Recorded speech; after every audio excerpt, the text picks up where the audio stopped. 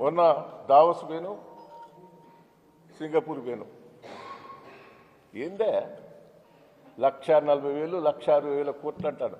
పోయినసారి దావోస్ పోయి 40,000 కోట్లు వచ్చినాయి. వచ్చినాయని 40,000 కోట్లని అనౌన్స్ చేసి ఒక్క రూపాయి రాలే. 40,000 కోట్లు తెస్తానని పోయినసారి పోయినావు.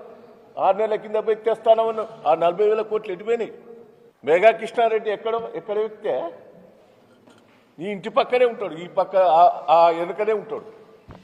ఇక్కడ పోయి ఒప్పందం పెట్టుకోక అక్కడ పోయి ఒప్పందం పెట్టుకుంటావు మేఘా కృష్ణారెడ్డితో. సిగ్గు లేదు రేవంత్ రెడ్డి గారు? అన్ని బోకర్ మాటలే. ఇక్కడ మొత్తం రియల్ ఎస్టేట్ అంతా పడిపోయింది. రాష్ట్ర ప్రభుత్వం ఆదాయం పడిపోయింది. ఉన్న కంపెనీలనే వెళ్ళిపోతాయి. వరంగల్కి వచ్చిన కంపెనీలు, మీ అగ్రిమెంట్ చేసిన కంపెనీలను ప్రభుత్వం సపోర్ట్ చేస్తలేదని వాళ్ళు వెళ్ళిపోయారు.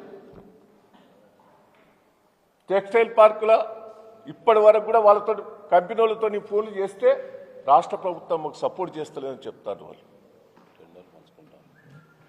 మొత్తం ఐటీ కంపెనీలన్నీ వెళ్ళిపోతాయి.